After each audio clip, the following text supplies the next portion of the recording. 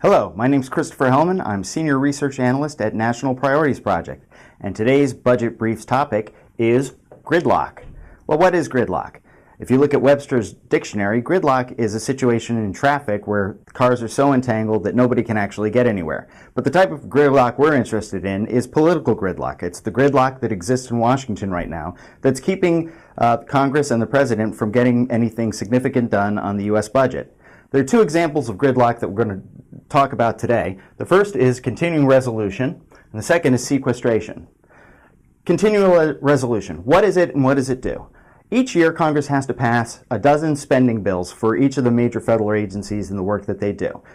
These appropriations bills fund each agency for the coming year. And they have to pass all 12 of them by the beginning of the fiscal year, which starts on October 1st. So we're already into fiscal year 12, and as was the case last year, Congress has been unable to enact any of the 12 spending bills that they need to do.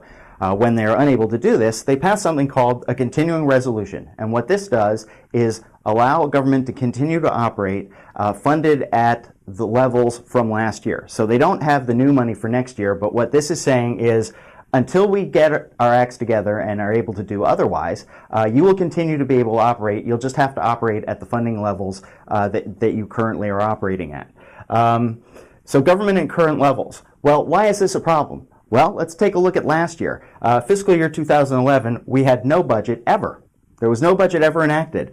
So the continuing resolutions kept us going on and on and on. They passed 8 continuing resolutions in all, and in fact, the final budget agreement is in itself a continuing resolution.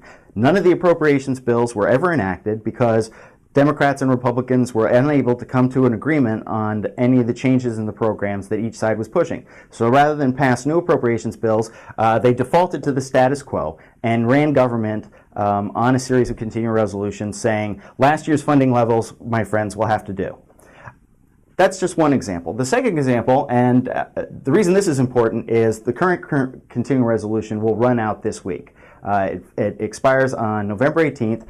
They will probably pass another one that will last at least a couple of months because they're no closer to coming to agreement on any of those appropriations bills now than they were 12 months ago.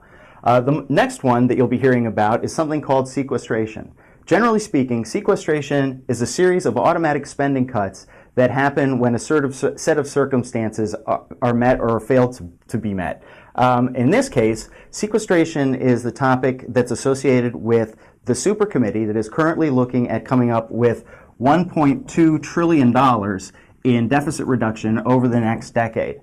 This is part of the budget agreement that was reached last August that requires Congress to come up with this $1.2 trillion in deficit reduction by the end of the year.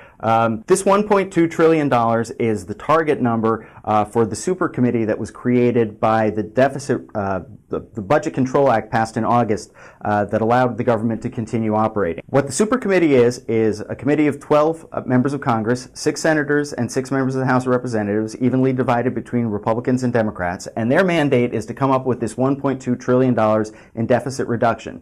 The target date for the deal that they have to come up with is this Thanksgiving.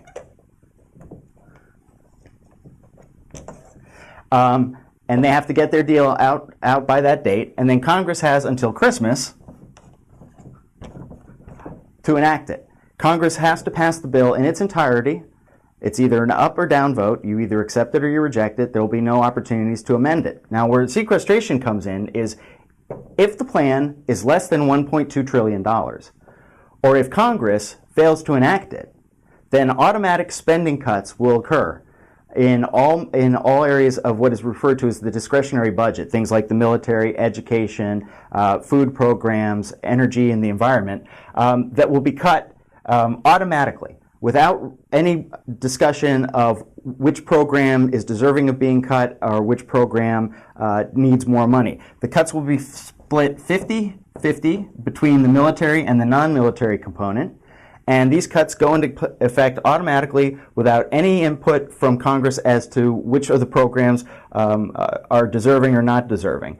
This is the worst form of government because what you're really saying as you said here, is we're unable to make important decisions about your spending dollars. Here, they're deferring decisions. Here, they're kicking decisions to a systemic method of budgetary restraint, which does not reflect any of our priorities, whether good or bad, about how the government's being spent. How important is this? I want to read this because it's significant.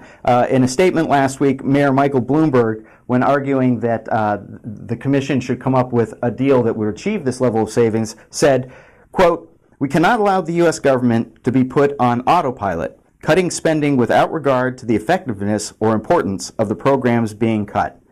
Good government is about choices. Let's have good government."